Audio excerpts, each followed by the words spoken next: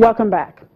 How many companies are already posting their third quarter results? Here in Nigeria, most of the companies in the consumer goods sector have reported poor earnings in the third quarter. So far, companies such as Cadbury, Nigeria, Nestle, USC, and Guinness have sent in their reports.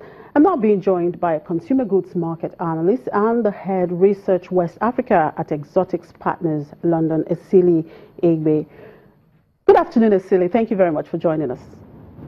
Good afternoon, Jimmy. Pleasure to be on. Now, what would you say have driven the poor performance we have seen in some of the consumer goods companies that have posted their third quarter earnings?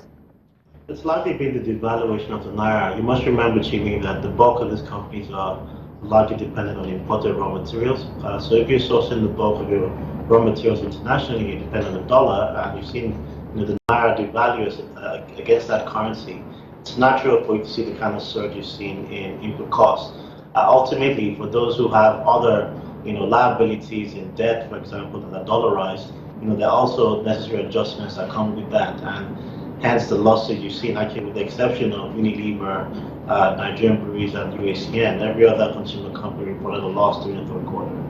Now, do you think that looking at these challenges, that the parent companies of some of these companies like Nestle, Guinness, for instance, would perhaps stop their investment drive here in Nigeria?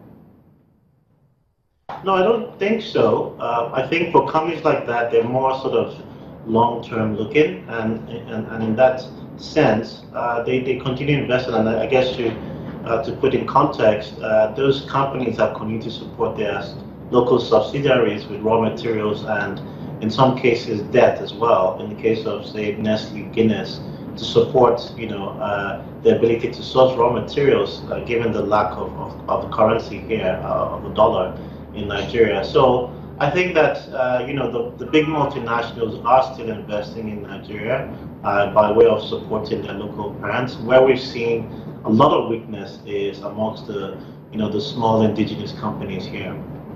Now, USC posted a stronger than expected earnings in the period under review. How is that company able to show some kind of resilience in the midst of harsh operating environment? Yeah. Well, I think first of all, it's important to note that they're not as exposed to the dollar as most of their peers. That's one point. The second point to note is that the previous year was also a relatively low base for the company, and thirdly, you've seen a much stronger performance from, I would say, two key businesses, largely animal feed and logistics business, which have contributed to more than offsetting weakness in some of the other businesses. And to be honest with you, if you look at some of the big businesses like paint, CAP, the performance wasn't really bad. Earnings was down about 20% for the 9-month period. In the context of the environment today, I would say that was a relatively resilient performance. So I guess to put everything together, I think that those numbers obviously highlight resilience in the business, and also the positive element of playing in several industries, and bringing some diversity to the company's earnings. So indeed, you might have relatively weak performance in property, paint, but then offset by much stronger performance in other businesses.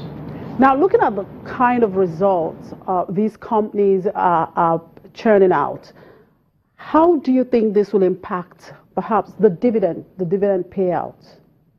Of course, dividend payouts will be relatively low in the short term, but one thing I think you can expect longer term, and this is how we basically ask our clients to look at this, is that a lot of the big multinational companies will be much stronger players going into the future, because one thing the market is looking at the moment is the volume trend. So we're seeing relatively strong volume trend despite the weakness you've seen, and that's because they're consolidating share.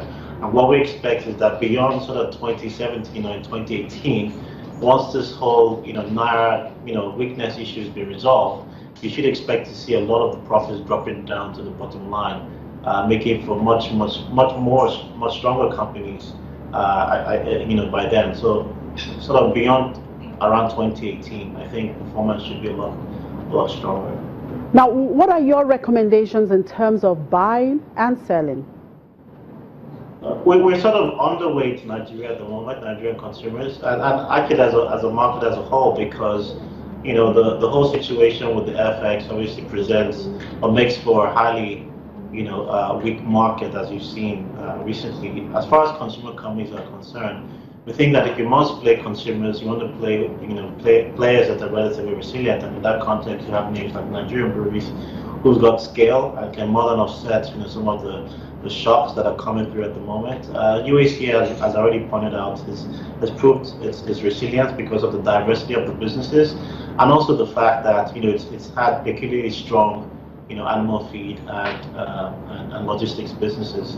Those are our two top picks at the moment. If you must play Nigeria, I'll be very clear. Elsewhere, we're very bullish on Tanzanian breweries and East African breweries, because we think that the East African market has a much more conducive macroeconomic environment at the moment. Now, as a research organization, does Exotics still see Nigeria as a growth market? Nigeria clearly has a lot of potential. I think everybody knows that. But to be real, I think that the government clearly needs to make the market more investable, and the way you do that is, you need to reform. At the point where Nigeria really needs to reform the current FX regime, the economy itself. How long does it take you to set up a business in Nigeria? Things like that. I think that's really where we need to begin. Yeah, government revenue. There's no one silver bullet. I think that it's basically a myriad of reforms that the government needs to engage in to reassure investors that the future for Nigeria is relatively bright. What is your outlook for these companies listed on the consumer goods sector and the sector in general for the final quarter of the year? Well, I think the trend you've seen in the third quarter was really weak, as I pointed out. What we do expect is that the fourth quarter should be slightly better, so some improvement, because what has happened is that the consumer companies are gradually raising prices to accommodate the cost pressures. And you pointed out yourself that inflation obviously rose or continued to rise in the month of October. That partly reflecting the fact that price increases have been gradual. So we expect that to partly accommodate the cost pressures and make those numbers a lot better in the fourth quarter. Unfortunately, I think it's a trend it's a trend that will likely be sustained into the coming year. And so we do expect that inflation will continue to rise, and so would consumer product prices, and probably also help to manage their profitability. But I do expect that 2017 will be a relatively weak year, but somewhat stronger than 2016. All right, thank you very much. These trends are not exactly unusual. I think they're quite typical for countries like Nigeria going through this kind of economic hardship. We've seen Ghana in this kind of cycle, and we do expect that things obviously begin to strengthen as macroeconomic stability returns. All right, thank you very much for your time, Esili. Esili Ewe, Head of Research West Africa at Exotics Partners. And finally on the program, Mozambique Central Bank has ordered the closure of privately owned Moso Banco less than 2 months after a liquidity crunch and bailout of the Southern African nation's fourth largest bank. Now, the Bank of Mozambique says Moso Banco had continued to face weaker earnings growth and was poorly capitalized even after its management presented a recovery plan in 2014 that included pumping cash into the bank and tweaking its management structure.